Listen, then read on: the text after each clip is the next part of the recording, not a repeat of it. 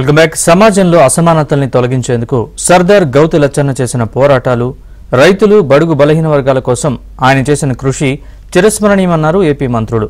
గౌతు లచ్చన్న పదవుల కోసం కాకుండా ప్రజల కోసం పోరాడారని, ఉద్యమాల నిప్పు కణికగా నిలిచారని స్మరించుకున్నారు.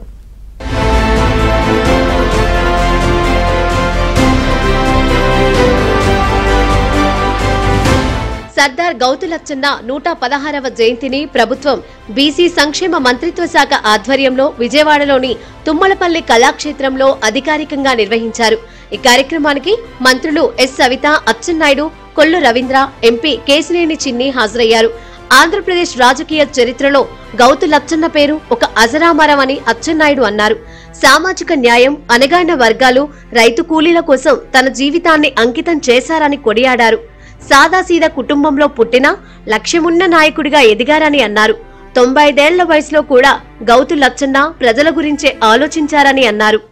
స్వతంత్ర సమరయోధులుగా, రైతు బాంధవుడుగా ప్రతి ఒక్కరికి తెలిసినటువంటి వ్యక్తి. 95 సంవత్సరాలప్పుడు కూడా ఈ సమాజం గురించి ఆలోచించిన ఏకైక వ్యక్తి సర్దార్ గౌతు లచ్చన్న గారని ఈ సందర్భంగా తెలియజేస్తారు. అందులో ఎర్రన్నాయుడు గారి దేశానికి ఒక నాయకుడిగా తయారయ్యాడంటే లచ్చన్న గారి క్రమశిక్షణ, ఆయన ప్రజలతో పెట్టుకున్నటువంటి సంబంధాలు పుణకపుచ్చుకొని రాజకీయాలు చేశాడు. కాబట్టి ఎర్రన్నాయుడు గారికి కూడా ఆ స్థాయిలో పేరు వచ్చిన విషయం ఈ రోజు నేను గర్వంగా చెప్పదలిచాను.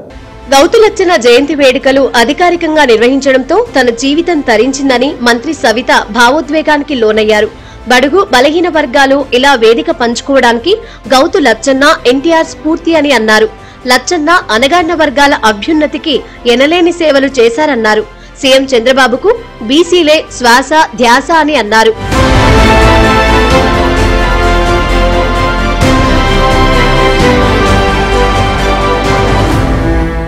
చాలా గర్వంగా ఉందన్న విషయం కూడా తెలియజేస్తున్నాను. ఎందుకంటే ఒక బీసీ శాఖ మంత్రిగా ఈ రోజు ఈ కార్యక్రమం చేయడం నా జీవితం తరించిందన్న విషయం కూడా మీకు అందరికీ తెలియజేస్తున్నాం.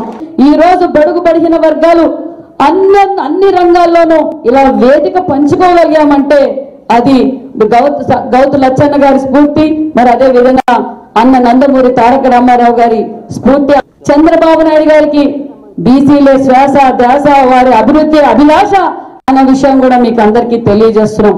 ప్రజల కోసం నిరంతరం కృషి చేసిన లచ్చన్న యావత్ జాతికి స్ఫూర్తి ప్రదాత అని కొల్లు రవీంద్ర అన్నారు. ఆయన జీవితం ఒక మార్గదర్శక జ్యోతి అని కొనియాడారు. జీవితమంతా పేదలు, కూలీలు, వెనుకబడిన వర్గాల కోసం అంకితమై పనిచేశారన్నారు. సాధారణ కుటుంబం నుంచి వచ్చినా సమాజంలో న్యాయం నెలకొల్పడమే తన కర్తవ్యమని భావించి అన్యాయానికి ఎదురు నిలిచిన ధైర్యవంతుడు ఆయన అని అన్నారు. బ్రిటిష్ పాలనకు వ్యతిరేకంగా ఆయన చేసిన పోరాటానికే సర్దార్ బిరుదు లభించిందన్నారు.